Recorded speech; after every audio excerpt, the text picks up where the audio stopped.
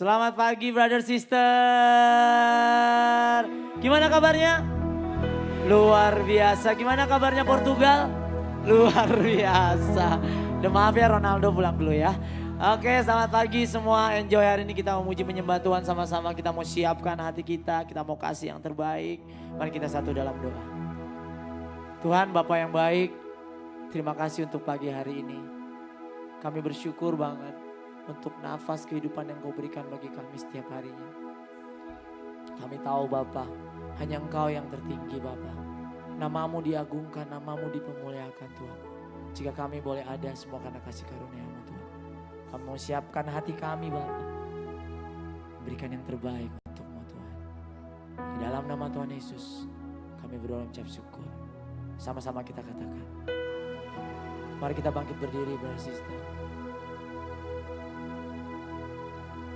Tinggikan dirimu,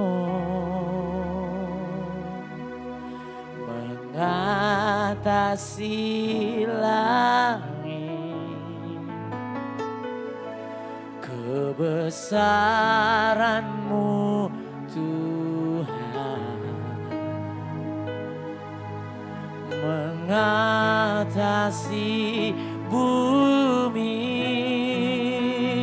tinggikan dirimu, mengatasi langit, kemuliaan-Mu Tuhan, mengatasi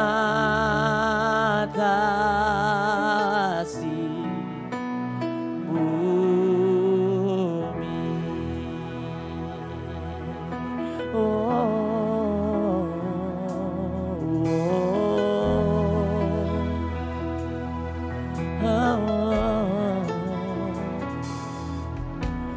Ku bersyukur padamu Tuhan.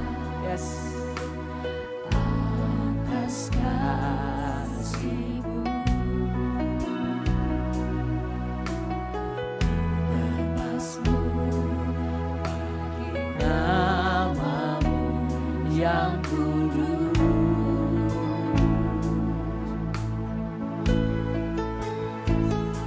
Sebab Engkau kebenaran-Ku, padamu ku percaya. Betapa mulianya Tuhanku, ku rindu menyatakan. Tinggikan dirimu, yes, mengatasi langit, kebesaran-Mu Tuhan, mengatasi bumi, mengatasi bumi, tinggikan dirimu, mengatasi langit, kemuliaan-Mu Tuhan, mengatasi bumi. Oh yeah, mengatasi langit, mengatasi bumi.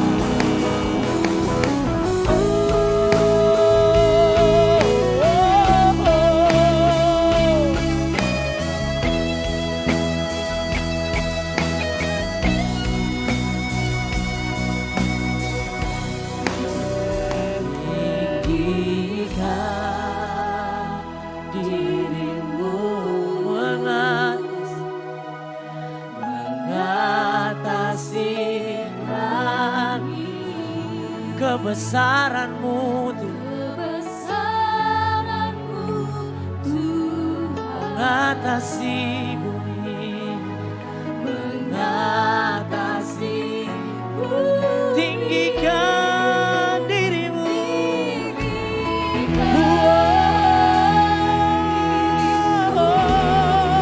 mengatasi langit,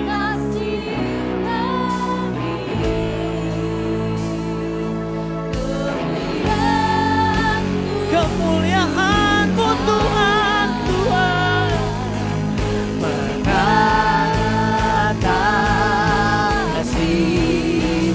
bumi, tinggikan dirimu,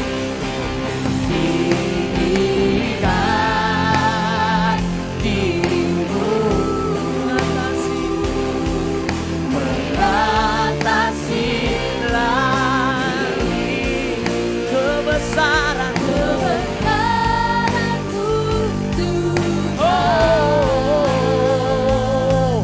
mengatasi bumi, tinggikan dirimu Tuhan, mengatasi langit, kemuliaan-Mu Tuhan, mengatasi bumi.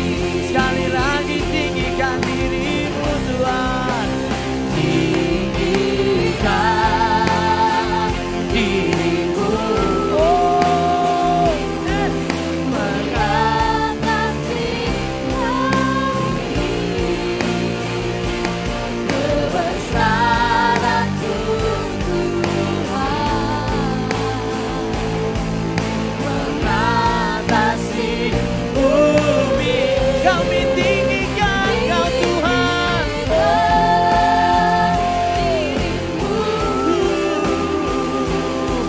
mengatasi langit,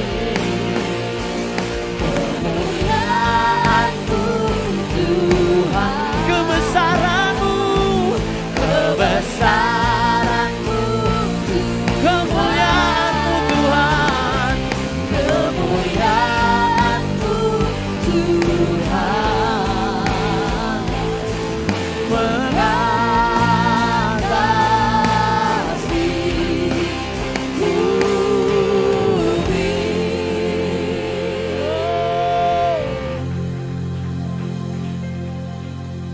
Mazmur. Hatiku siap ya Allah, hatiku siap. Aku mau menyanyi, aku mau bermazmur. Bangunlah hai jiwaku, bangunlah hai gambus dan kecapi. Aku mau membangunkan fajar. Aku mau bersyukur kepadamu di antara bangsa-bangsa ya Tuhan. Aku mau bermazmur bagimu di antara suku-suku bangsa. Sebab kasih setiamu besar sampai ke langit dan kebenaran sampai ke awan-awan.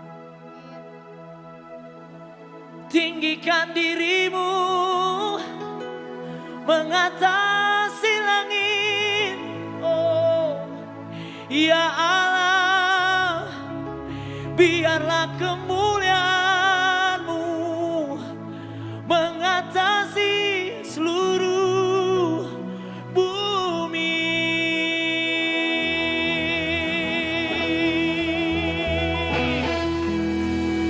Kasih puji Tuhan bar sister. Come on.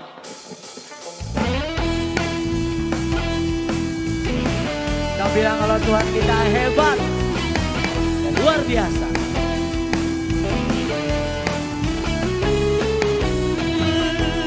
Berkuasa di bumi di surga, Kita akan bertahta dalam kemuliaan. Hey, yeah, yeah, yeah.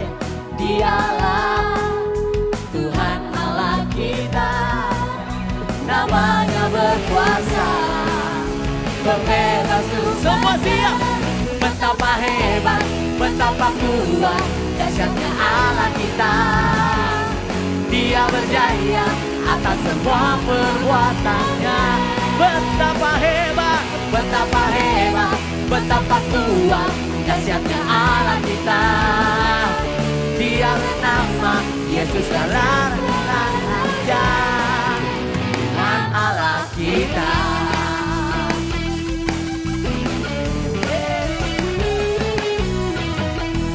Berkuasa di bumi di surga, bertahta, bertahta dalam kemuliaan. Siapa dia?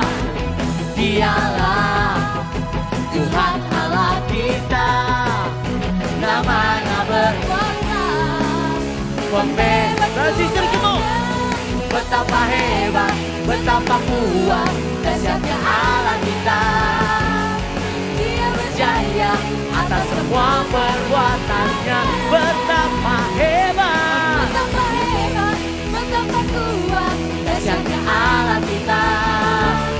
Dia bernama Yesus Raja segala raja, Tuhan Allah kita.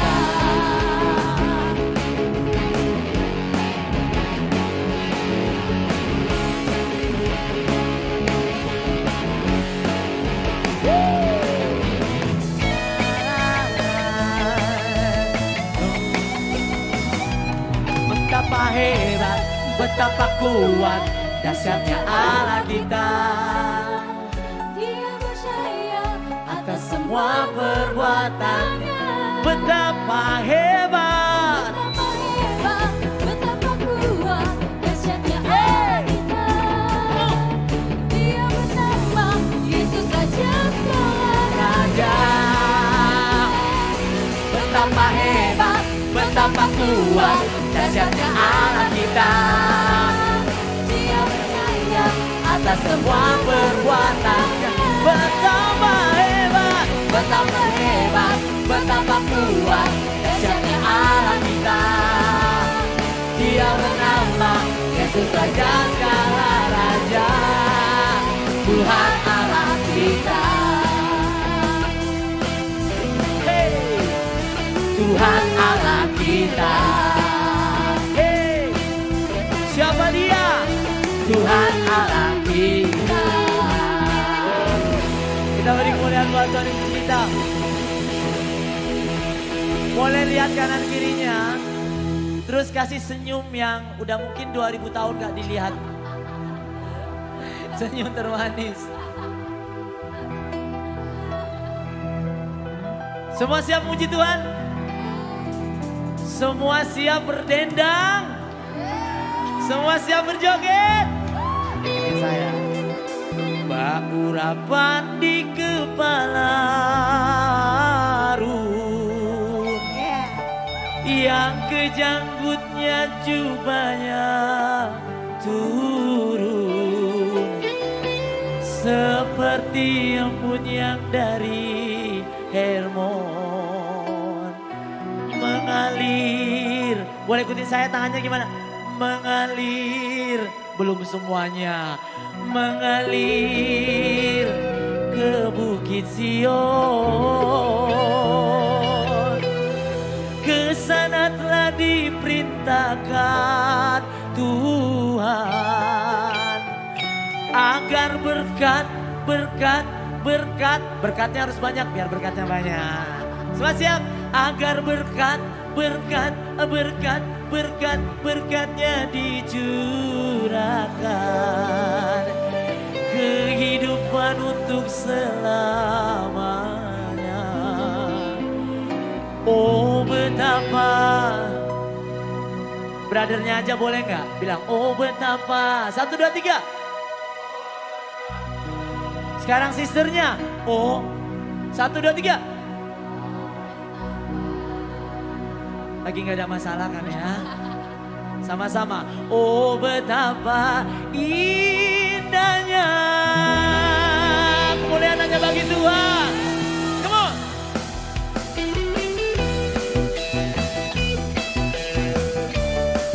Hey.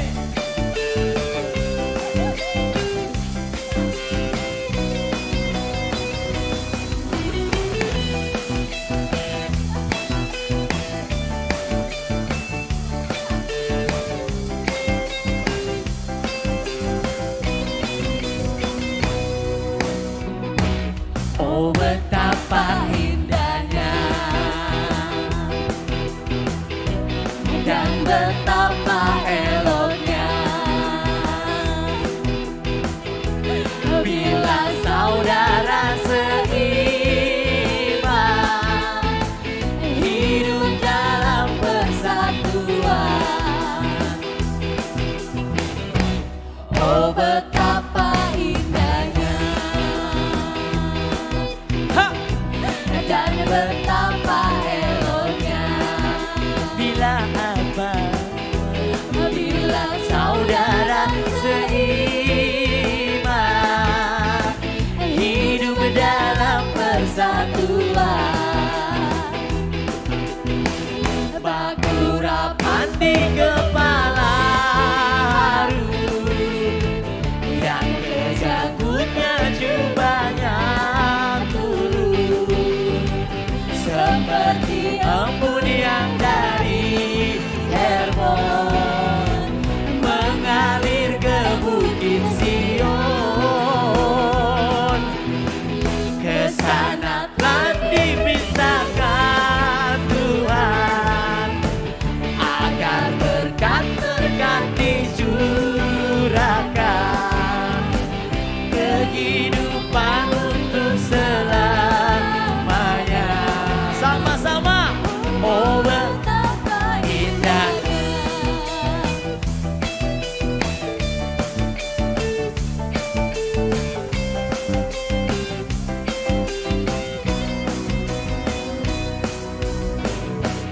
oh betapa indahnya dan betapa eloknya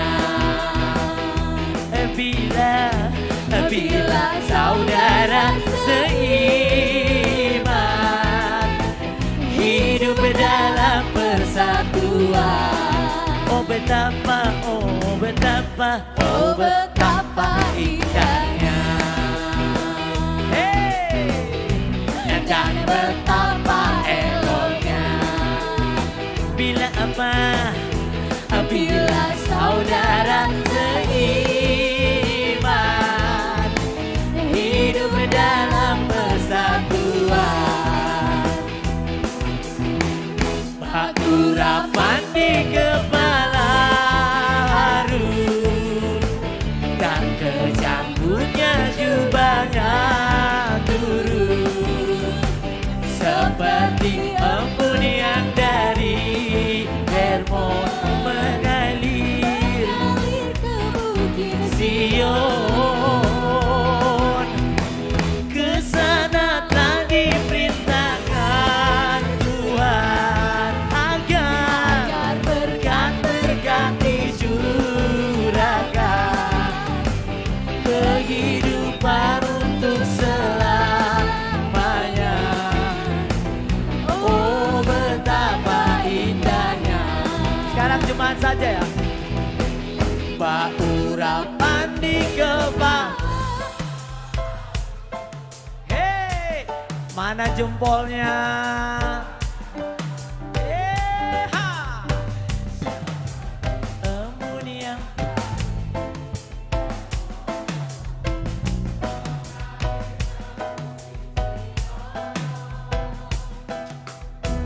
Kesana telah diperintahkan Tuhan agar berkat-berkat dicurahkan kehidupan untuk selamanya. Oh betapa indahnya. Oh betapa indahnya. sama-sama semua. Oh betapa indahnya.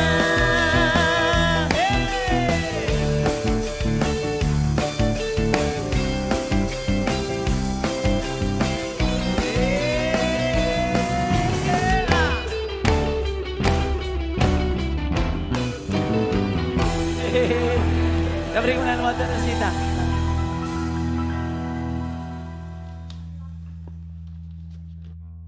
Saya tepuk tangan dong buat suami istri kita. Paling bahagia rasanya ya kalau ada dangdut di ibadah itu emang. Pesan minggu lagi ya. Ya, lagu apa kek? Mati lampu lah. Dibuat rohani lah. Ya, mari sama-sama kita tundukkan kepala. Ya Allah kami, ya Bapa kami bertahta di surga. Bapa kami mengucap syukur karena Engkau Allah yang begitu baik, Engkau Allah yang begitu dahsyat di dalam hidup kami.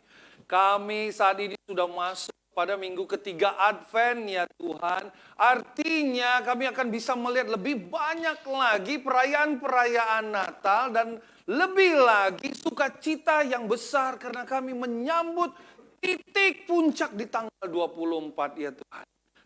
2 minggu lagi setelah ini kami akan merayakan Natal bersama-sama. Bapak biarlah benar-benar di bulan ini dengan segala macam yang terjadi, kami mengambil keputusan untuk kami memberikan yang terbaik di dalam hidup kami sebelum tutup tahun ini ya Tuhan. Sebagai hadiah Natal kepada Engkau ya Bapak. Bapak saat ini kami akan mendengarkan firman. Biarlah firman yang kami akan dengar ini benar-benar bisa membantu hati kami, menguatkan kami, membuka cakrawala berpikir, sehingga kami makin bisa menikmati hidup menjadi seorang Kristen di hadapan Engkau. Berkati hamba-Mu yang akan menyampaikan firman ini, sehingga setiap kata-kata yang keluar dari hamba-Mu ini benar-benar hanya daripada Engkau membangun sesuatu. Nama anak-Mu Kristus Yesus. Doa dan mengucap syukur. Amin. Udah langsung ada loh. Luar biasa. Sebentar ya, buka contekan dulu. Aduh, saya happy sekali tadi ada lagu dangdut. Setelah Portugal kalah, lagu dangdut.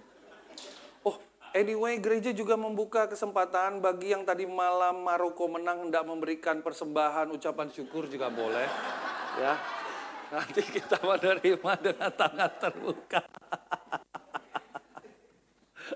Oke, nah hari ini kita akan melanjutkan lagi apa yang menjadi pembicaraan kita di minggu lalu. Saya hari ini hendak memberikan tentang pencobaan. Bulan ini kita belajar tentang the highest, tentang yang namanya posisi yang tertinggi. Minggu lalu kita sudah belajar juga memperlakukan Tuhan. Bukan tahu Tuhan di tempat yang tinggi, tetapi memperlakukan Tuhan di tempat yang tinggi. Dan saya berharap kita semua di sini mungkin bisa melihat apapun yang kita lakukan, kita tahu Tuhan itu di mana dan kita memperlakukan Dia sesuai dengan tempat Dia di mana. Amin.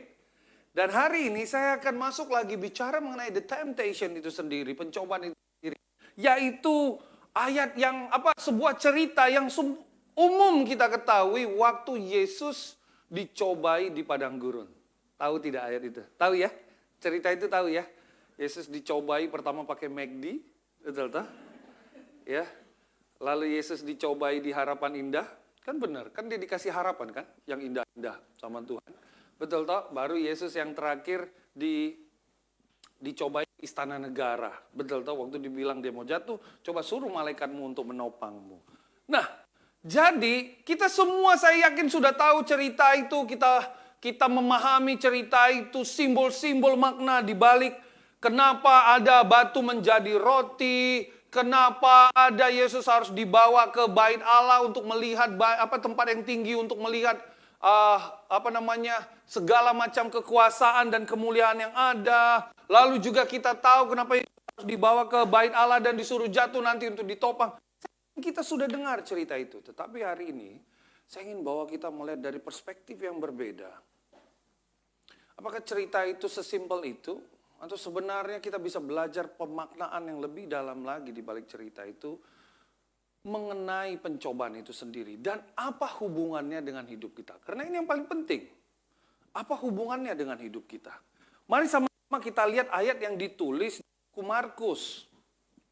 Seperti yang Bapak Ibu tahu, Markus itu adalah buku pertama dari sinoptik yang ada.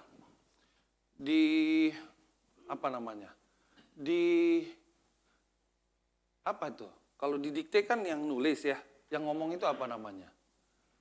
Yang mendikte gitu ya. Dia omongin dikasih tahu sama Petrus lalu ditulis sama si Markus. Makanya dibilang buku Markus. Tapi ini sebenarnya Yang ngomong adalah Petrus. Saya udah pernah jelaskan sama kita, Markus itu anak rohaninya Petrus. Jika Timotius anak rohaninya Paulus, maka Robert anak rohaninya Paulus Sitompul. Ya. Lagi, bagi minum lah. Ini ada minum nih. Oke, sip. Nah, ini ditulis sesimpel ini aja, dikatakan begini. Segera itu sudah Yesus dibaptis ya. Romo Yesus di padang gurun itu Yesus tinggal 40 hari lamanya dicubai oleh iblis. Ia berada di sana di antara binatang-binatang liar dan malaikat-malaikat melayani dia. Bapak Ibu, kalau kita melihat ayat ini, membaca ayat ini, kita sepertinya melihat penderitaannya atau cobaannya nggak berat, betul tidak? Kita hanya tahu bahwa wow, Yesus dilayani, wow, Yesus mengalami pencobaan. Sesimpel itu. Tapi sebenarnya ini gambaran cara kita melihat juga hidup satu sama lain. Pernah nggak kita mendengar orang-orang yang cerita perjamuan kudus di sini, sharing hidup mereka? Kita terinspirasi tidak? Tapi kan kita nggak tahu waktu melewati pencobaan itu seperti apa. Rasanya, pemikirannya, pergumulannya, tangisannya seperti apa. Walaupun kita mendengar cerita itu, mungkin kita nggak bisa benar-benar merasakan 100% dan pengalaman yang ia sebut. Apa hubungannya Pak Pendeta? Nah ini yang saya ingin masuk waktu kita baca buku Markus ini. Sama seperti waktu kita mendengar orang-orang yang cerita pergumulan mereka, seperti waktu cerita di perjamuan kudus atau kita membaca ini, sebenarnya setiap orang melalui pergumulannya masing-masing dan pasti berat menurut ukuran masing-masing. Setiap dari kita di ruangan ini punya pergumulannya, punya pencobaannya masing-masing. Dan berat untuk ukuran kita masing-masing. Waktu dia menceritakan pergumulannya, kita bisa mengatakan bahwa ayo bisa. Atau kita mengatakan, baru segitu pergumulanmu. Atau kita mengatakan, wow berat sekali pergumulanmu. Tetapi sebenarnya setiap dari kita ini punya pergumulan, punya pencobaannya masing-masing. Betul tidak? Punya semua. Makanya saya bangga kepada murid-murid Yesus dengan segala macam pencobaan, dengan segala macam kesulitan, kalian masih mau lalu. Karena nggak gampang loh. Tiap kita punya air matanya masing-masing. Punya ceritanya masing-masing. Sama seperti kisah ini, waktu kita membaca, hanya sekitar beberapa kata ini, tapi sebenarnya pergumulannya apakah sesimpel itu? Tidak juga. Pergumulannya lebih dalam. Pencobaan yang dihadapi lebih dalam. The temptation itu sendiri ya. Pencobaan, godaan untuk jatuhnya, untuk tidak lagi hidup jalan Tuhan, itu begitu besar. Dan setiap kita mengalami dengan ukurannya masing-masing.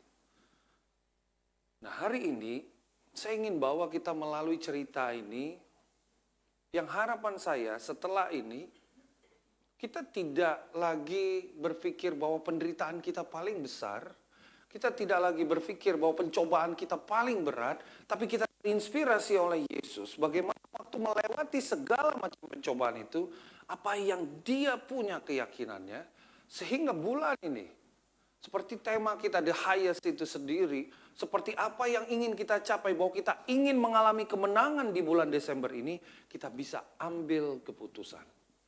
Amin. Nah hari ini saya ada 2 poin. Yang pertama, pencobaan itu adalah bagian dari hidup. Seperti tadi saya sampaikan kepada Bapak Ibu, tiap kita punya pencobaan masing. Punya godaan masing-masing, punya pergumulannya masing-masing. Nah, kalau begitu, apa yang bisa kita lihat? Apakah sebegitu langsungnya Yesus mampu menghadapi cobaan yang maha berat itu yang diberikan oleh iblis? Tidak juga. Hari ini kita akan lihat sama-sama. Justru ada sebuah proses yang harus dilalui oleh setiap dari kita. Bahwa pencobaan satu akan membuat kita lebih kuat, naik ke pencobaan lain, naik lagi ke pencobaan lain, naik lagi ke pencobaan lain, berbuat salah dari satu kesalahan ke kesalahan yang lain, ke kesalahan yang lain. Tetapi pada dasarnya, jangan pernah kita berpikir bahwa saya nggak mau punya pencobaan. Kenapa begitu? Karena orang Kristen memang benar di dalam doa Bapa kami yang diajarkan oleh Tuhan Yesus supaya kita dijauhi dari pencobaan. Betul tak? Tetapi pencobaan adalah bagian dari hidup agar kita tidak berpikir jadi Kristen itu harus selalu senang. Tapi memang kita akan menghadapi pencobaan dan kita perlu belajar dari pencobaan itu agar bisa maju menjadi lebih baik. Kita lihat sama-sama, apakah Yesus tiba-tiba kuat dan berhikmat? Nah juga. Saya ingin bawa kita ke awal mula hidupnya Yesus. Ini saya ambil dulu dari buku Lukas 2 ayat 39 sampai 40. Perhatikan nanti garis kuning yang saya buat itu. Dan setelah selesai semua yang harus dilakukan menurut hukum Tuhan, kembalilah Yusuf, Maria, dan Yesus ke kediamannya, yaitu kota Nazaret di Galilea. Di ayat 40-nya, anak itu bertambah besar dan menjadi kuat. Karunia Allah ada padanya. Ayat ini terkesan simpel, betul tak? Tetapi ayat ini sebenarnya mengandung makna yang begitu dalam dengan sebuah sejarah yang menyedihkan. Antara ayat 39 dan 40 itu mengandung sebuah cerita yang menyedihkan. Dari Yerusalem, dari Bethlehem ke Yerusalem, baru kemudian, dari Bethlehem, kemudian dia harus ke Nazaret tersebut. Sebenarnya apa yang terjadi? Dan kemudian tiba-tiba kita cuma tahu bahwa dikatakan Yesus itu bertambah besar dan menjadi kuat. Penuh hikmat dan kasih karunia Allah ada padanya. Ini cerita terakhir lalu lompat ke Yesus 12 tahun. Nah sekarang kita lihat di antara 39 dan 40 itu, ayat 39 dan 40 itu apa yang terjadi? Kita bisa cari tahu itu dari buku Matius. Lihat sama-sama ayatnya. Ini waktu Yesus baru lahir.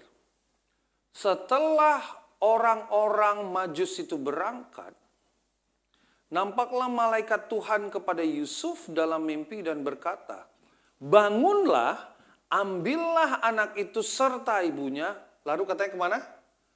Larilah ke Mesir dan tinggallah di sana sampai aku berfirman kepadamu, karena Herodes akan mencari anak itu untuk membunuh dia. Maka Yusuf pun bangun, diambilnya Yesus serta ibunya malam itu juga lalu menyingkir ke Mesir. Saya ingin gali di sini dulu. Apakah Yesus langsung tiba-tiba kuat dan berhikmat? Enggak. Sampai dia harus bisa menghadapi langsung. Enggak. Ada cerita yang menarik. Siapa yang di sini hidup belum settle, hidup belum mapan, anak lahir, lalu harus disuruh pergi lagi ke kota asing yang di sana kita menjadi pendatang dan tidak diakui. Ada yang pernah? Kita bisa tanya itu sama brother sister kita dari Ukraina. Berapa bulan lalu kita tonton video itu ya. Mereka bangun hidup mereka di negara mereka, lalu tiba-tiba di perang, rumah mereka hancur dan mereka harus hidup di pengungsian dan pergi ke berbagai negara. Sebagian Amerika ditampung brother sister, ada yang ke Polandia ditampung brother sister, ada yang ke berbagai negara lain. Menjadi orang asing. Gak gampang. Bayangkan, hidup belum mapan, anak baru lahir, lahirnya nggak di penginapan, nggak di puskesmas ala Ahok yang bagus, ya. Lahirnya nggak di rumah sakit Hermina, hanya di sebuah palungan tempat makan hewan. Nggak berselang berapa lama setelah itu masih ada di kota Yerusalem lagi nikmati banyak. Mungkin sedikit dapat kabar baik karena ketemu dengan Simeon dan Hana. Simeon yang katanya hidup selama puluhan tahun. Dikatakan kamu nggak akan mati sampai kamu ketemu dengan Mesias. Atau ketemu dengan Hana yang sudah dapat penglihatan tentang Tuhan Yesus itu. Tapi habis itu tiba-tiba dapat berita. Pergi. Bayangkan nasib anak itu loh. Bayangkan nasib bapak ibunya loh. Hilang pekerjaan, hilang tempat tinggal, hilang jaminan rasa aman dan keselamatan, pergi ke kota, bukan lagi ke kota lain, ke negara lain, bahasa yang berbeda, bukan dari negara bagus pergi ke negara bagus lainnya, tapi ini dari negara terbelakang pergi ke negara yang maju. Bayangkan perasaan Yusuf Maria harus memulai hidup pernikahan mereka seperti itu. Masihkah dia akan berpikir, katanya ini Mesias, kok gini amat hidup kami? Katanya ini anak Allah yang hidup, yang akan membebaskan umatnya Tuhan. Kok gini amat hidup kami? Pernah nggak kita berpikir begitu jadi seorang Kristen? Katanya kalau udah ikut Tuhan sungguh-sungguh, study Bible, memberi diri dibaptis, dapat Roh Kudus, dapat keselamatan, hidup akan jadi kaum pemenang. Kok tiba-tiba kami mengalami banyak masalah, kok gini amat hidup kami? Pernah nggak berpikir begitu? Nggak pernah, luar biasa kalian.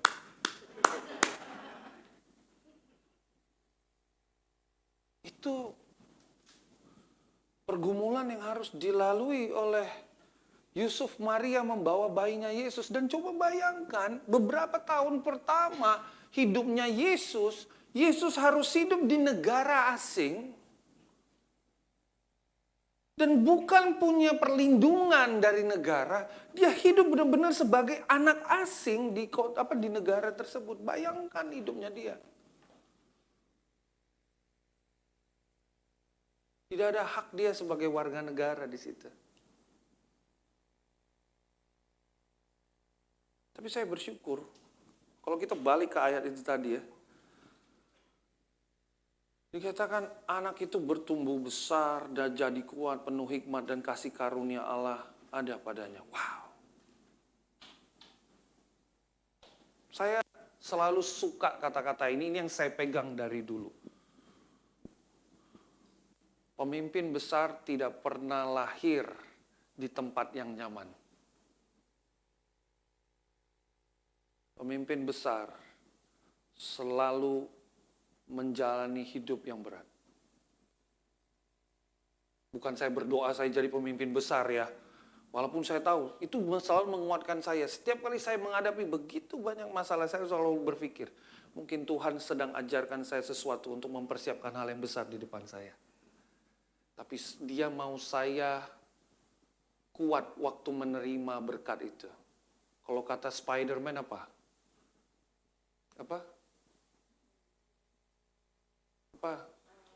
When the great powers comes, the great responsibility.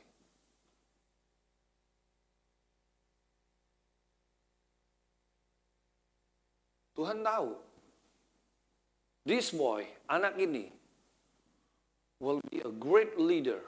This boy, anak ini, akan jadi pemimpin besar. Anak ini akan menjadi juru selamat. Bagaimana untuk dia bisa melalui ini semua? Tuhan punya dua petunjuk di situ katanya. Pertama, dia harus jalani simbol nubuatan itu. Waktu dikatakannya itu apa? Anak Allah itu akan datang dari Mesir katanya.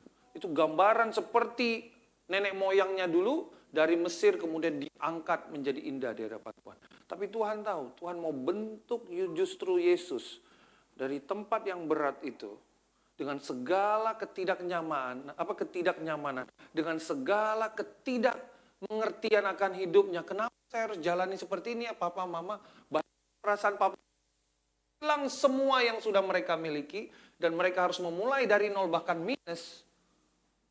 Tapi dia tahu, aku akan persiapkan engkau untuk hal yang besar. Karena itu kau harus mulai dari sini, sehingga kau mengerti untuk punya karakter yang lebih bagus lagi. Coba lihat berikutnya. Waktu Yesus sudah besar, 12 tahun, ada masuk beritanya, Yesus di Yerusalem ngobrol dengan banyak orang, lalu Yesus memberi diri dibaptis, kemudian masuk sebelum dia 40 mengalami pencobaan, maka dibawa oleh Roh Kudus kepada Tuhan untuk dicobai iblis, dan setelah berpuas akhirnya laparlah Yesus. Dapat pencobaan lagi, dibuatlah. Nanti saya akan cerita apa arti angka 40. Ini udah pernah saya khotbahkan sama kita. Tapi coba lihat nggak? Adakah pencobaan itu suatu hal yang langka dalam hidup Yesus? Ada gumulan itu satu hal yang langka dalam hidup Yesus? Tidak. Justru pergumulan, pencobaan, kesulitan adalah hal yang menjadi bagian hidup Yesus itu sendiri. Mau jadi pemenang? Mau jadi pemenang? Kalau gitu bersiap untuk dilatih memang untuk jadi pemenang. Saya selalu percaya, sometimes ada kesulitan hidup kita karena kesalahan kita. But sometimes kita nggak orang lain buat salah, kita harus kenanya juga. Tetapi sometimes ada godaan-godaan untuk membuat kita berpikir, oke, saya nggak mau jalani apa yang sudah Tuhan siapkan ini. Saya mau ambil jalan yang lebih gampang, saya mau ambil jalan yang lebih enak, supaya hidup saya enak. Tapi nggak begitu desainnya Tuhan. Kenapa? Karena Tuhan tahu, Tuhan mau kasih hadiah yang besar ini. Tuhan mau kasih tanggung jawab yang hebat ini. Tuhan mau kasih kemuliaan yang bagus itu. Tetapi Tuhan tahu, kau harus siap menerimanya. Jangan sampai waktu kau menerimanya, kau malah hancur. Dulu pernah ada berita ya. Orang anak baru dibeli mobil Porsche. Kemudian mobil itu kecelakaan. Karena anak itu gak siap. Dibawa aja rasa bangganya punya mobil Porsche. Dibawa kebut, gak siap, lalu tabrak. Kasihan. Sama dengan hidup kita. Tuhan tuh gak mau main sembarang kasih kemuliaan itu ke kita. Tapi kita gak siap. Justru dia, kau akan kubentuk dulu sedemikian rupa. Sehingga waktu kemuliaan itu kuberikan kepadamu, kau siap. Dan itu naik terus. Nah, problemnya orang Kristen adalah begini. Segala macam pergumulan, cobaan yang didapat, malah dia memilih untuk melakukan cara yang lain sehingga dia bisa menghindar dari pergumulan dan cobaan itu, sehingga dia mau ambil hasil yang instan itu akhirnya mengkorupsi karakter dia. Dan lambat laun, korupsi karakter itu merusak dia sedemikian rupa, sehingga cara berpikir dia tentang Tuhan jadi berbeda. Lalu dia akan mulai berpikir, saya mau jalani hidup saya secara biasa saja. Itulah yang membuat hari ini banyak sekali hidup orang Kristen menderita. Kenapa? Karena mau ikut jalan dia sudah gak kuat. Sementara hidup di dunia dia tahu dia gak dapat sesuatu yang lebih dahsyat daripada Tuhan. Menderita sekali hidupnya. Dia mau lakukan dengan cara dia, tetapi dia nggak bisa dapatkan apa yang Tuhan mau. Nggak bisa. Karena Tuhan kita bukan Tuhan yang manja.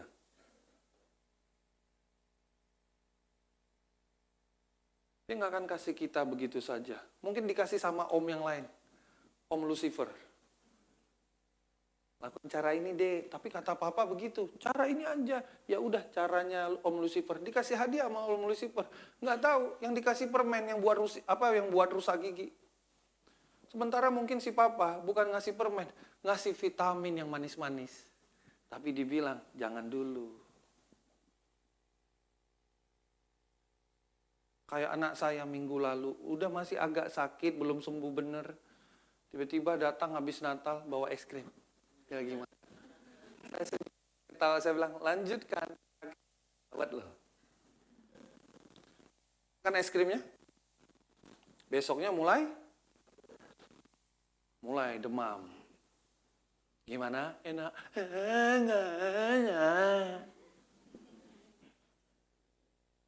Berapa banyak orang Kristen seperti itu? Ditawarkan sesuatu yang menyenangkan. Padahal udah dibilang sama Tuhan, ya itu jangan, nanti sakit. Nggak enak, ini udah enak. Dia menderita, kok gini, Tuhan cuma bilang, enak nggak? Tuhan, kok ditanya enak apa enggak? Tapi memang kita begitu, seperti anak-anak kecil yang nggak ngerti artinya menjadi dewasa. Nggak mau terima konsekuensi, nggak mau dengerin Tuhan, terima konsekuensi nanti berat. Tapi kemudian pas hidupnya berat, Tuhan bilang Tuhan jahat. Padahal Tuhan nggak ada. Tuhan mau kau merasakan tanggung jawab dari keputusanmu. Kusiapkan sesuatu. Will train. Saya akan melatih kamu jadi. Coba lihat. Pencobaan sudah selesai. Apakah setelah kita melalui satu pencobaan, melalui satu kesulitan, sudah selesai semuanya? Tidak. Saya suka Lukas di situ. Sesudah iblis mengakhiri pencobaan itu, daripada Yesus. Dan apa katanya?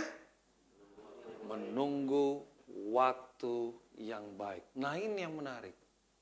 Kadangkala kita berpikir dengan kita menang melawan satu pergumulan, menang melawan satu pencobaan, maka sudah selesai semua ceritanya.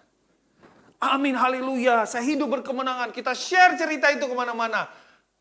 Iblis nggak gitu mainannya. Ronde 1 kau boleh menang, kutunggu ronde yang lain. Dia akan mundur lagi. Tunggu, tenang. Tunggu, tenang. Tunggu, tenang. Waktu yang tepat dia datang. Makanya kan digambarkan kan yaitu apa? Iblis itu seperti singa yang mengaum-ngaum. Yang akan menelan ketika waktunya tepat. Dan ini banyak sekali kejatuhan orang Kristen. Saya melihat banyak. Selama saya hidup menjadi seorang Kristen, sungguh-sungguh saya melihat banyak. Orang-orang Kristen yang tadi puja-puja sebagai pahlawan iman. Yang bisa cerita pengalaman dia, yang cerita bagaimana hebatnya perjalanan hidup dia bersama dengan Tuhan. Orang belajar dari dia, orang mengakui, kalau bahasa kami dulu bilangnya awesome itu sendiri ya. Awesome, awesome, awesome. Tapi kemudian jatuh. Kenapa? Karena si iblis ini bukan pemain baru. Kalah 3-1 lalu nangis-nangis. Enggak. Dia bilang, Piala Dunia kali ini gua kalah. Tunggu 4 tahun lagi. Ya? Betul kata Joe, kalah lagi. Tunggu dia bilang 4 tahun lagi. Kenapa? Dia pemain lama. Kita di sini umur paling berapa sih? Dia umurnya selamanya. Dia bilang, anak baru. Dia berpikir dia menang. Dia tunggu waktu yang tepat. Trainer kita yang suka ngalahin iblis. Ngasih tahu, hati-hati ya. Gaya main iblis itu hide and seek.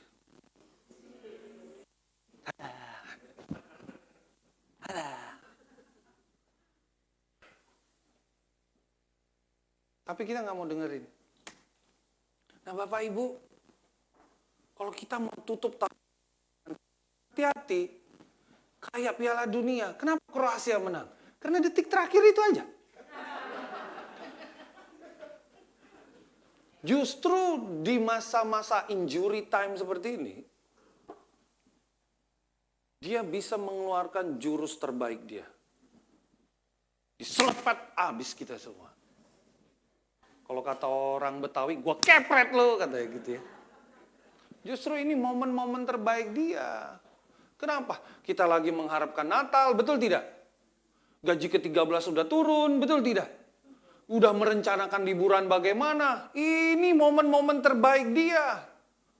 Justru di momen-momen seperti ini, bukan kita harus berhati-hati, bukan. Waspada, beda hati-hati sama waspada. Ini di J, di jalan. Ya. Hati-hati itu kita begini, nggak tidur, terlalu menjaga jaga. Sementara waspada itu kita memastikan semua celah berusaha kita tutup. Kita tetap bisa tidur. Bisa menikmati waktu kita. Apa celah yang mungkin akan dipakai iblis untuk bisa mencuri kebahagiaanmu, untuk mencuri kemenanganmu?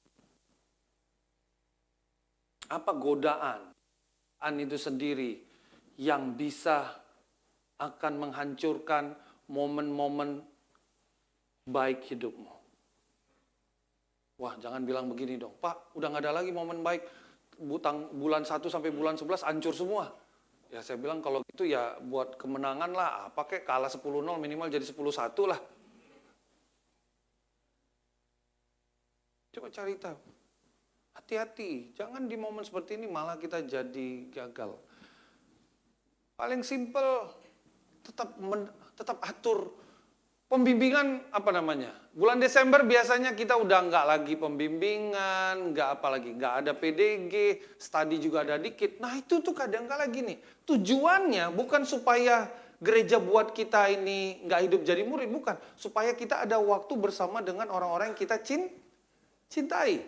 Nah, cintai ya, bukan cintai ya, itu beda ya. ya. Jadi hati-hati, jangan jadi terjebak karena nggak ada lagi pendukung-pendukung untuk menjaga kita dengan sungguh-sungguh itu. Kita malah melonggarkan pertahanan kita. Alhasil, itu nanti kemasukan. Justru disinilah momen dicari solusi atau ditutup celah-celah yang bisa menghabiskan kita. Contoh, oke, nggak ada lagi jadwal PDG.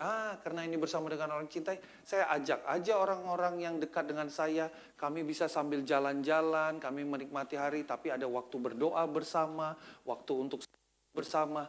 Jadi tetap dikuatkan. Ini waktunya, kalau bulan 1 sampai bulan 11, nggak banyak waktu saat teduh dengan anak dan istri. Ini momen yang tepat, Desember ini kami ambil banyak waktu. Bangun pagi sama mereka, pergi ke warung kopi, atau pergi belanja, lalu sampai sana. Yuk kita sama-sama ambil waktu saat teduh bareng sambil cerita soal hidup.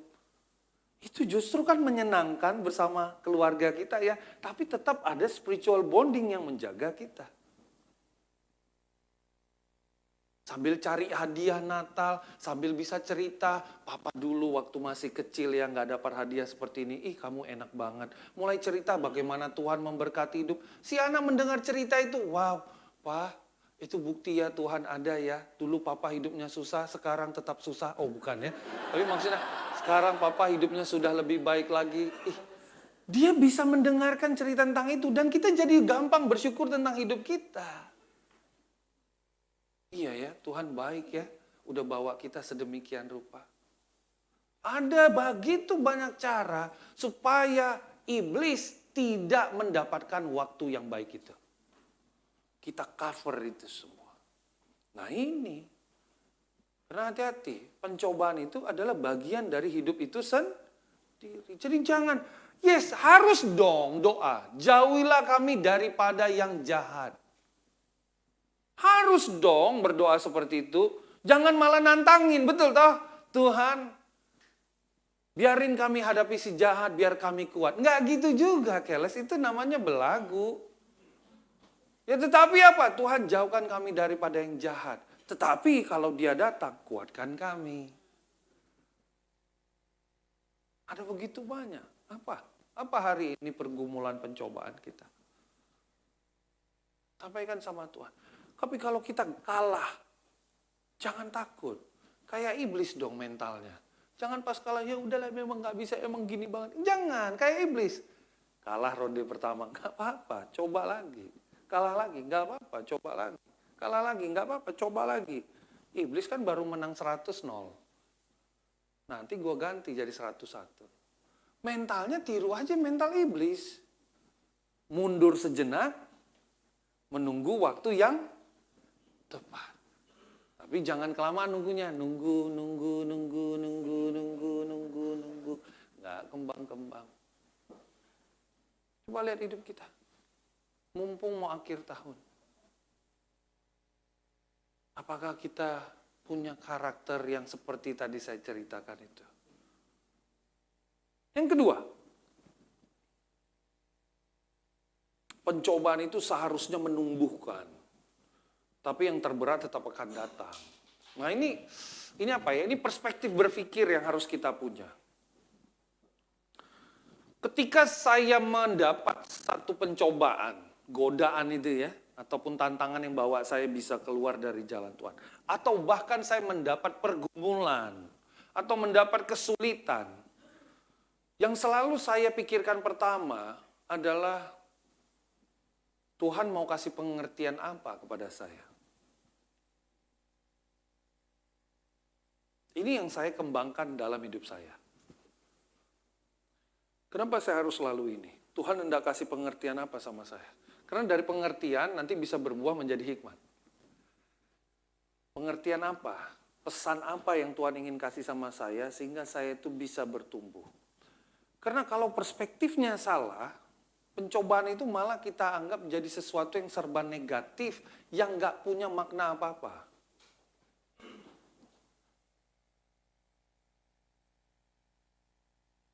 Saya bersyukur,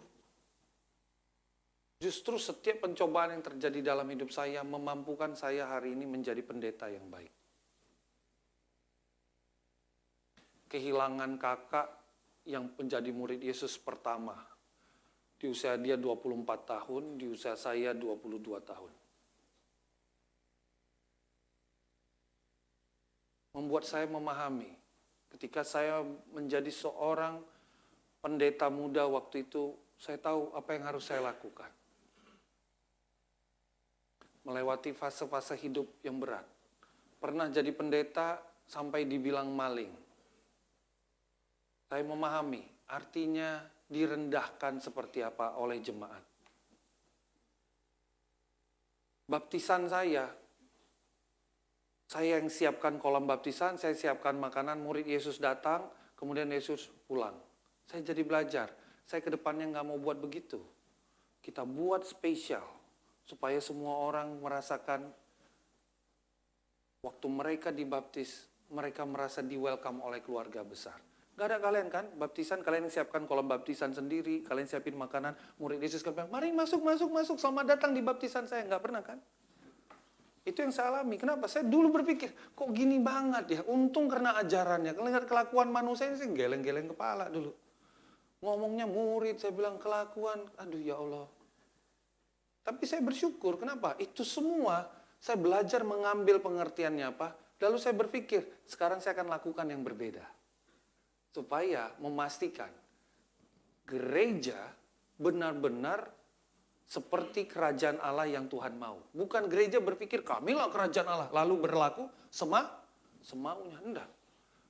Pernah direndahkan oleh orang-orang yang dilayani. Lalu saya berpikir, oke, gak enak rasanya direndahkan. Kalau gitu jangan rendahkan setiap orang.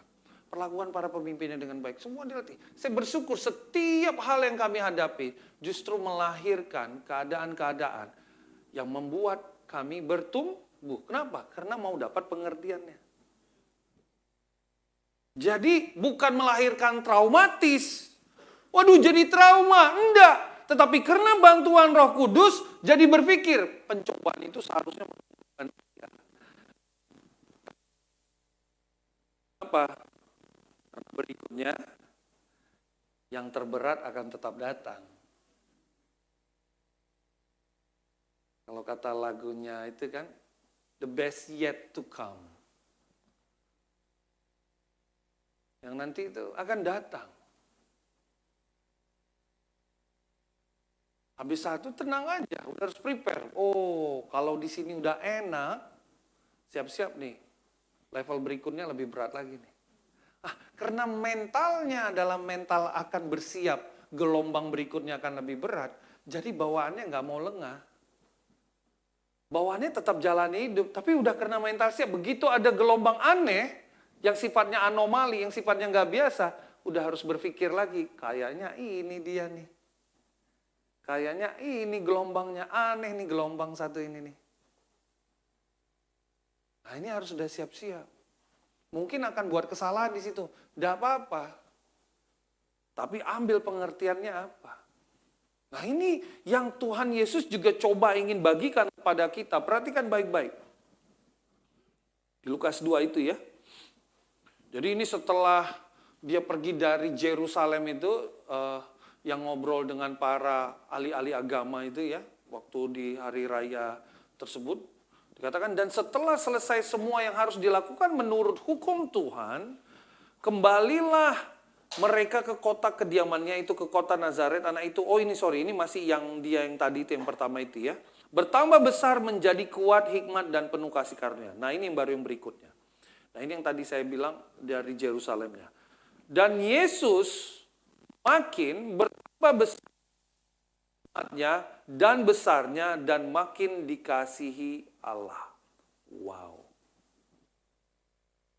Sudah disiapkan. Tung. Usia 12 tahun disiapkan lagi dengan berbagai macam hal. Dengan berbagai macam hal.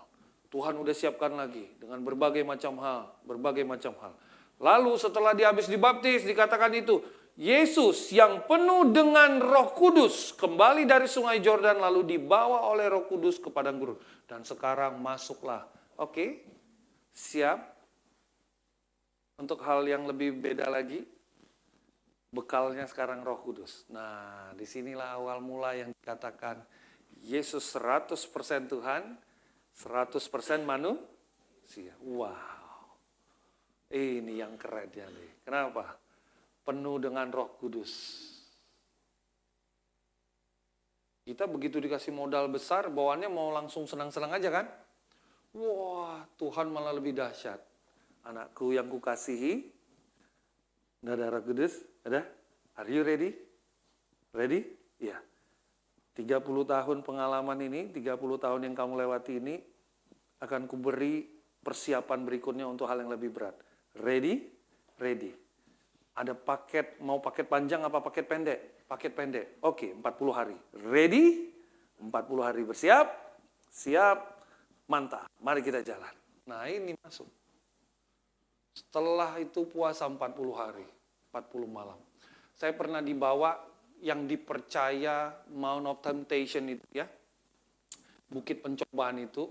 Completely kering banget. Saya ngelihat pohonnya aja nggak ada daunnya. Cuma kering gitu. Lalu saya lihat mungkin ada banyak gunung batu sehingga bertahan dari terik matahari. Tidak ada. Lalu saya tanya, itu sekarang daerah orang Palestina. Ya. Untung saat itu waktu saya datang yang lagi panas terik itu, ada Indomaret. Jadi saya bisa masuk pesan minuman sambil berpikir, panas banget ya Tuhan Yesus, kasihan. Tapi saya minum air dingin, kasihan ya Tuhan Yesus. Waduh. Saya bayangkan, sekarang bayangkan 40 hari 40 malam ada di bukit seperti itu. Panas banget. Nggak ada tempat berteduh, dingin banget. Mending lewat waktu malam, lewat wedang jahe. Nggak ada. Itu benar-benar semua serba ekstrim. 40 hari itu. Angka 40 bagi orang Yahudi itu artinya angka persiapan. 40 tahun. Ya. Yesus mati lalu bangkit 40 selama masih itu 40 hari. Yesus cobai iblis puasanya 40 hari. Karena memang angka 40 bagi orang Yahudi artinya persiapan.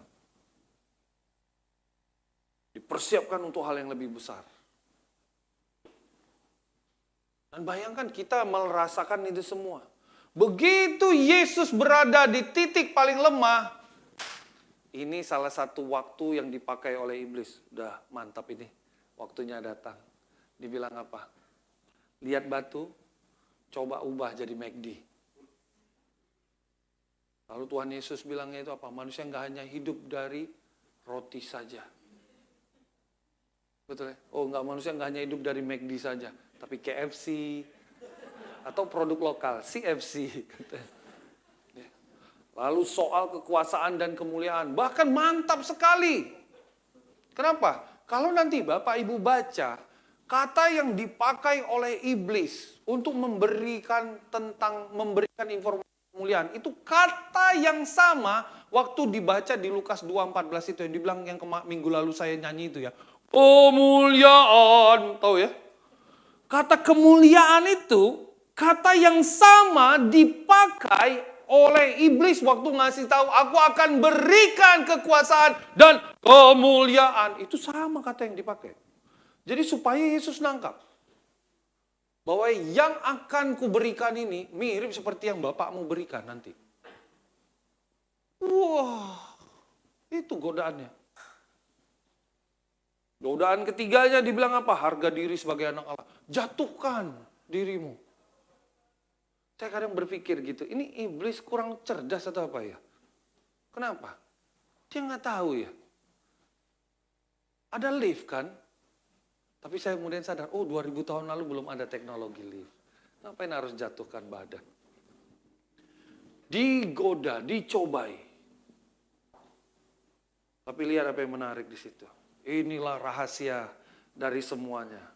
Yang akan jadi bahan pembelajaran kita minggu depan. Tunggu ya, sequel berikutnya nanti ya. Yaitu apa? Coba lihat konteks besarnya tentang pencobaan itu adalah ketaatan. Karena waktu Yesus jalani 3 itu semua tentang taat. Nah ini, wah Pak Pendeta, klise dong bicara taat. Nah ini nanti yang saya akan bicarakan sama kita minggu depan. Taat itu gini ya. Jangan diartikan taat itu kita nggak bisa punya pendapat, punya pola pikir. Enggak begitu. Tuhan Yesus nggak pernah gitu. Apa Tuhan kita nggak gitu? Kalau dia bilang taat itu kita nggak bisa punya pendapat ataupun pemikiran, lalu untuk apa dia ciptakan free will, bebas berkehendak kita? Karena iblis pun tahu untuk membuat kita salah mengartikan taat. Maka dia membuat sepertinya setiap aturan itu menjadi satu hal yang memaksa. Itu hukumnya manusia, itu yang diajarkan dengan hukum di dalam ilmu hukum dan ilmu sosiologi bahwa hukum itu bersifat memaksa. Betul tidak?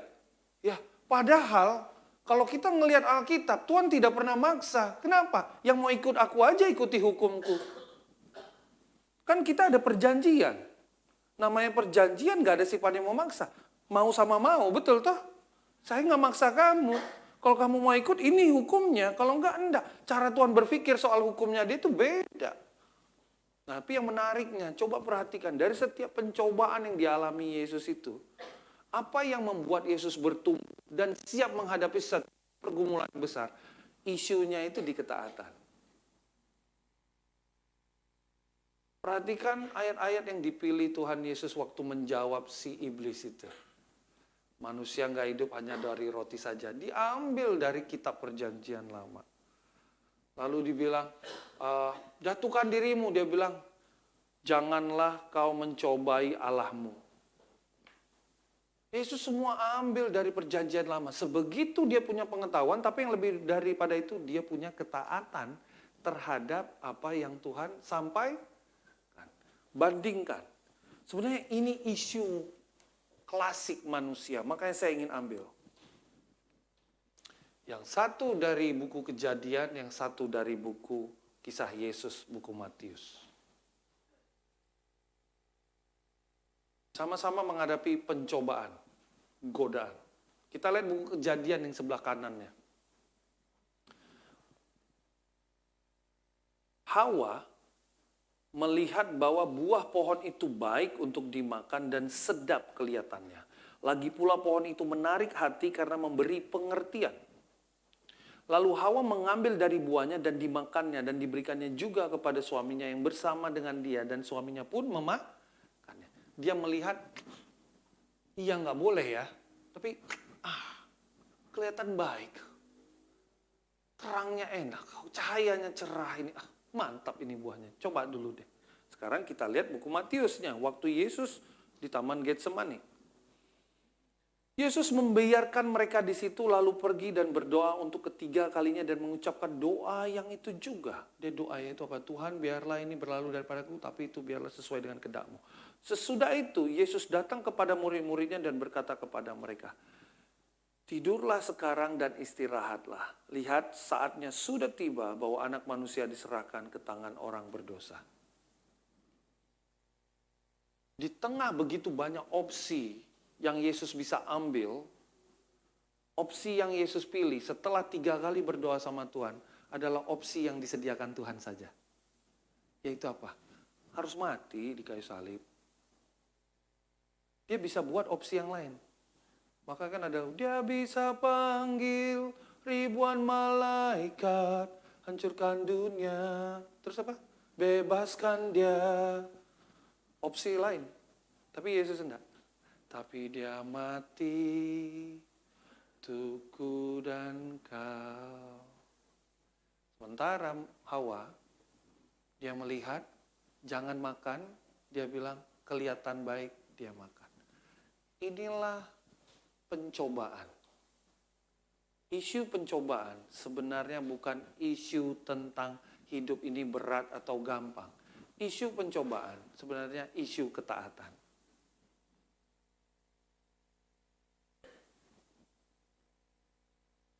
Anak saya itu anak-anak, iyalah masa dewasa ya.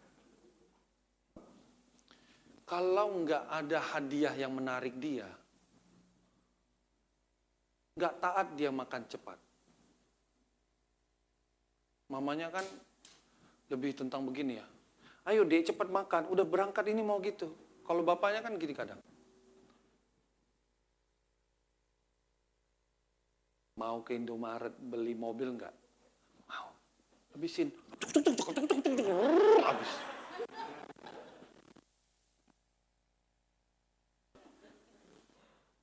Kalau mamanya kan, makan cepet deh. Kenapa? Biar nggak sakit. Biar nggak sakit. Nanti sakit mau lagi kayak waktu itu sakit. Saya ngeliat itu kadang-kala saya ketawa. Kenapa? Ya itu gambaran kita loh. Selama yang dijanjikan itu kita suka, kita kerjakan dengan sungguh-sungguh. Selama yang dijanjikan itu kita nggak suka, walaupun baik, yaitu apa? Supaya nggak sakit, kita nggak kerjakan sungguh-sungguh. Itu gambaran kita loh sebenarnya. Isunya kan isu. Taat, maka akan ada hasil yang baik. Tapi hasil baik yang benar-benar baik, bukan hasil baik yang menyenangkan sesaat kita saja. Ini pencobaan, kadangkala kesulitan begitu juga, kadangkala pergumulan yang begitu juga. Dua cerita ini diberikan untuk menjadi pembanding buat kita. Pilih mana? Maka itu digambarkan oleh Rasul Paulus, dibilang di buku Roma kan begini. Jadi sama seperti oleh ketidaktaatan satu orang, semua orang telah berbuat dosa. Demikian pula oleh ketaatan satu orang, semua orang menjadi orang benar. Hanya isunya satu tak.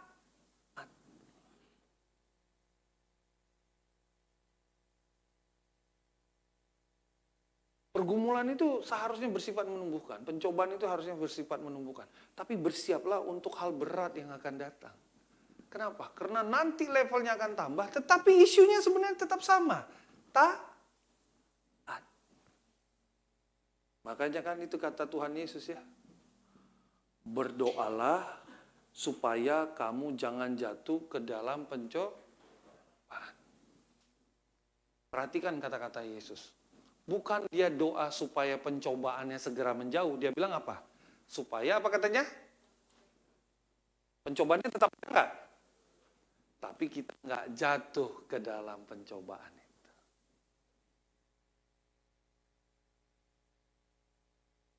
Itu lobangnya. Tuhan bilang, doa supaya jangan jatuh ke lobang itu. Datang kita enggak doa malah Terus ada teman yang iseng, didorong, teng, jatuh. Yang disalahin, teman, dia yang dorong, kayak kita lah. Udah dibilang, bahaya kalau kamu lakukan begini. Enggak kelihatan baik, kita datang ngelihat. Lalu tiba-tiba terjadi masalah, kita jatuh. Bilang, iya karena gue diajak si A, karena si itu kasih nasihat begini. Pokoknya semua salah kecuali kita. Tanpa sadar sebenarnya, kita juga masih kekanak-kanakan waktu berhadapan dengan Tuhan. Karena itu saya ingin tutup dengan satu ayat ini yang saya berharap bisa bantu kita.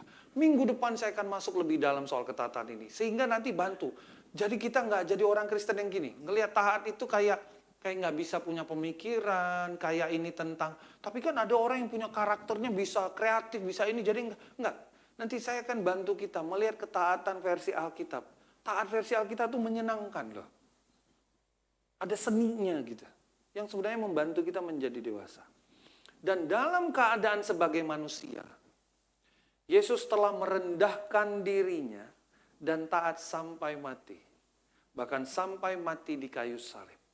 Itulah sebabnya Allah sangat meninggikan dia dan mengaruniakan kepadanya nama di atas segala nama. Wow. Pencobaan. Itu akan tetap ada. Bagian dari hidup kita. Jangan bilang nggak perlu ada Tuhan, jangan kasih pencobaan. Enggak. Itu bagian dari hidup kita. Tapi ingat, pencobaan malah seharusnya menumbuhkan kita. Yang terberat akan tetap datang. Isunya di kita adalah mau taat atau tidak. Bagian ini akan saya banyak bahas di minggu depan, sehingga kita bisa menikmati hidup yang berkemenangan dalam Tuhan. Kemuliaan untuk Tuhan di Maha Tinggi bisa kita rasakan. Mari kita tundukkan kepala. Ya Allah kami, ya Bapa kami bertahta di surga. Bapa kami mengucap syukur karena Engkau Allah yang begitu baik kepada hidup kami. Kami sadar ya Tuhan, ini kami sudah masuk injury time. Masa-masa yang kami harusnya menutup dengan kemenangan, tapi kami nggak mau kebobolan ya Bapa. Kami nggak mau hidup kami jadi berantakan hanya karena nanti akan tiba waktunya. Hal yang menghantam kami sehingga kami menutup tahun ini dengan tidak banyak kabar baik ya Bapak. Kami mau bersiap ya Tuhan. Isunya saat ini adalah isu ketaatan Bapak. Biarlah kami bisa melihat setiap pencobaan dalam hidup kami. Baik di bulan ini maupun seterusnya. Ada sebuah pengertian di sana untuk menumbuhkan kami. Bahwa ini bagian dari hidup kami. Tetapi kami mau terus diperlengkapi oleh Engkau. Ditumbuhkan oleh Engkau sehingga kami menjadi lebih kuat. Lebih berhikmat. Dikasihi oleh Engkau dan manusia ya Bapa. Terima kasih untuk segala penyertaan Engkau ya Tuhan. Dalam nama anakmu Kristus Yesus. Kami berdoa ucap syukur. Amin. Selamat hari Minggu, Tuhan memberkati.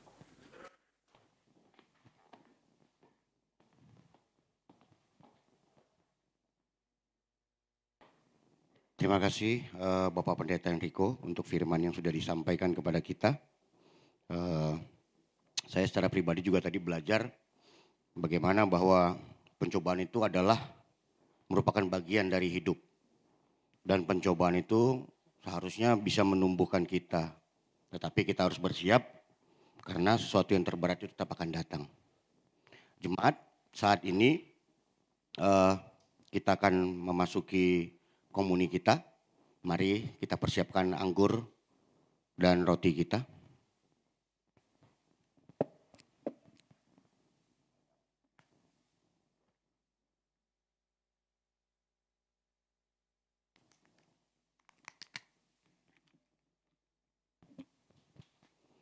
Mari kita ambil waktu 1 atau 2 menit untuk kita dapat merenungkan arti pengorbanan Yesus di kayu salib bagi kita.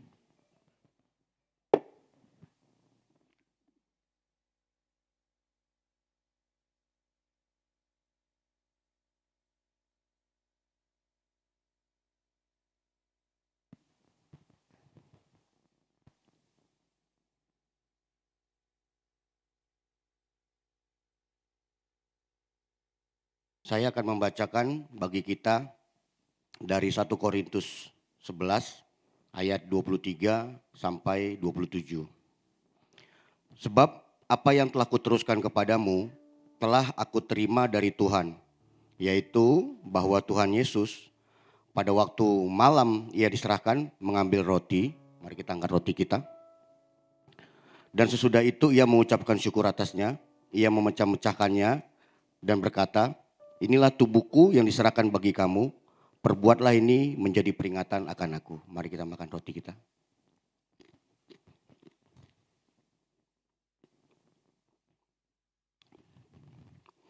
Demikian juga ia mengambil cawan sesudah makan, lalu ia berkata, cawan ini adalah perjanjian baru yang dimeteraikan oleh darahku.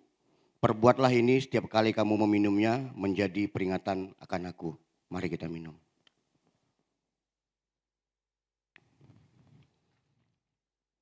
Sebab setiap kali kamu makan roti ini dan minum cawan ini, kamu memberitakan kematian Tuhan sampai ia datang. Jadi barang siapa dengan cara yang tidak layak makan roti atau minum cawan Tuhan, ia berdosa terhadap tubuh dan darah Tuhan. Mari kita bersatu dalam doa. Tuhan Allah Bapa kami yang bertata dalam kerajaan surga. Terima kasih Tuhan untuk hari ini penyertaan-Mu di dalam ibadah kami. Terima kasih juga Tuhan untuk komuni yang bisa kami laksanakan hari ini. Biarlah Tuhan melalui komuni ini kami bisa terus belajar Tuhan untuk melewati segala hal di dalam hidup kami. Biarlah juga Tuhan kami bisa belajar menghargai parti pengorbanan-Mu di kayu salib. Terima kasih Tuhan untuk penyertaan-Mu hari ini. Kami mau berdoa hanya dalam nama anak-Mu Tuhan Yesus Kristus kami berdoa dan mengucap syukur. Amin.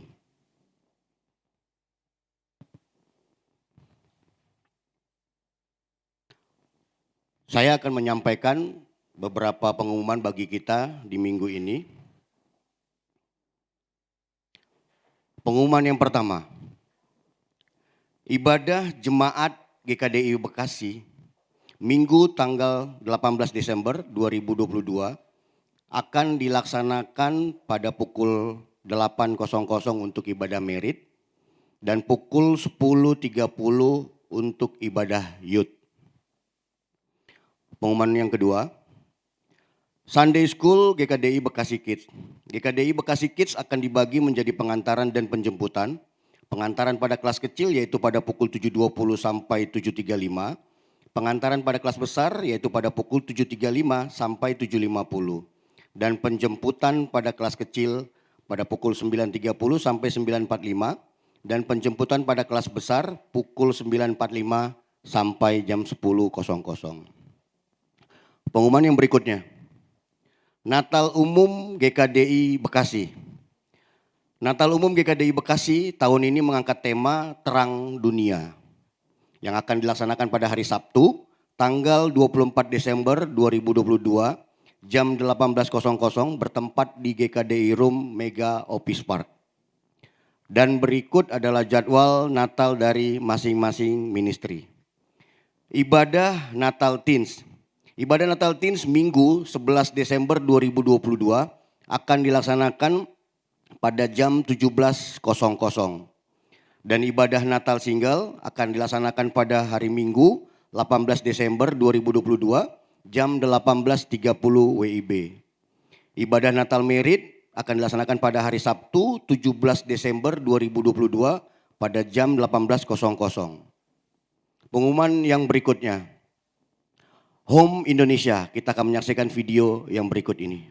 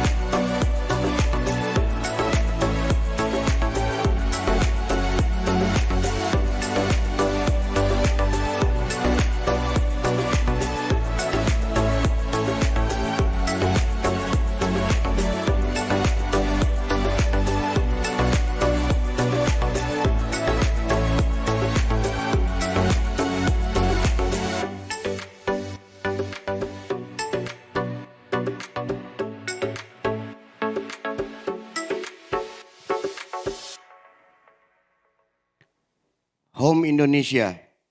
Tadi seperti yang kita saksikan bersama itu adalah video dari Home Indonesia.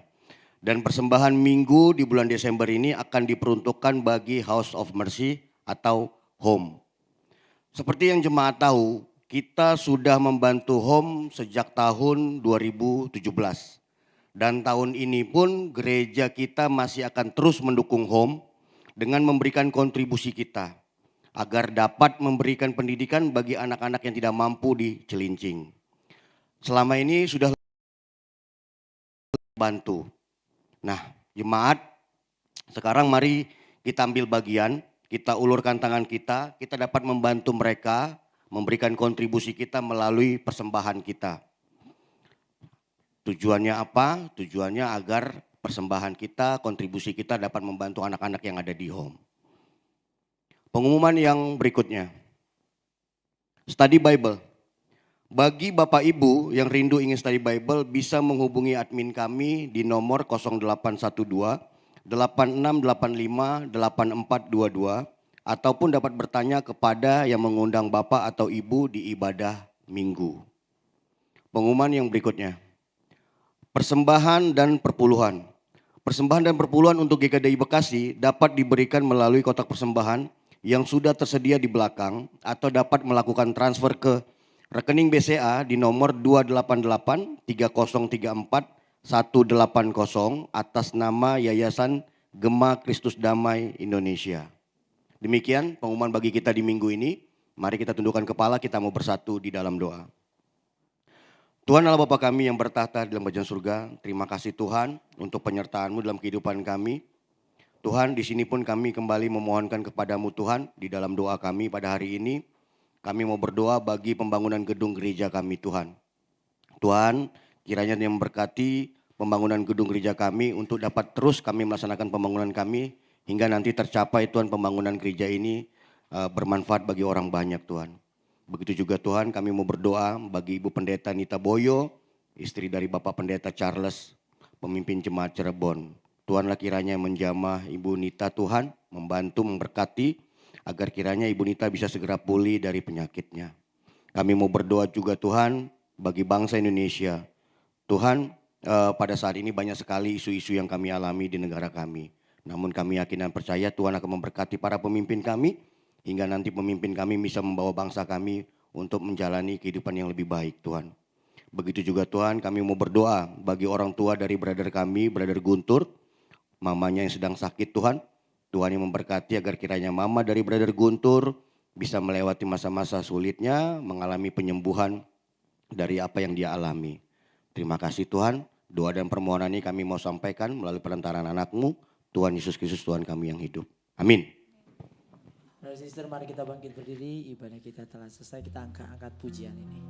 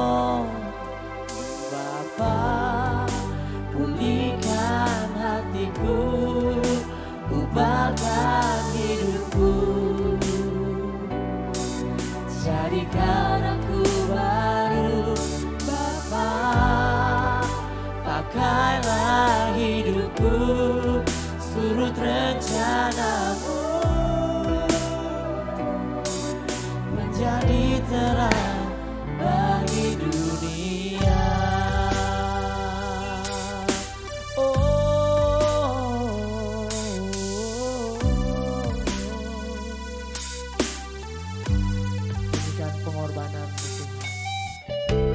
Pengorbananmu yang sempurna, bukti kasih dan anugerah-Mu.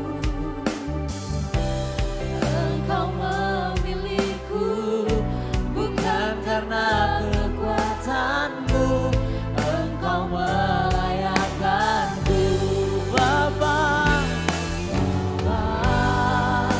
pulihkan hatiku, ubahkan hidupku, jadikan aku baru.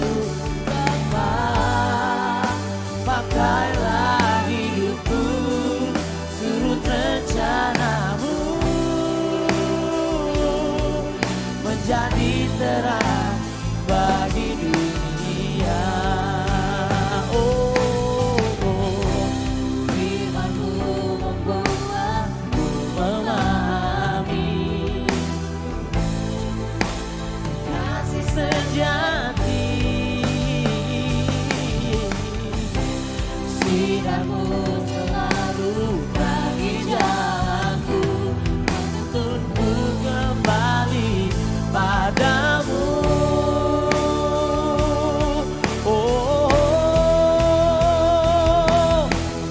Bapa, pulihkan hatiku, ubahkan hidupku, jadikan aku baru. Bapa, pakailah hidupku, surut rencana-Mu, menjadi terang bagi dunia. Bapa, pulihkan hatiku, ubahkan hidupku, jadikan aku baru. Bapa, pakailah hidupku, surut rencana-Mu, menjadi terang bagi dunia.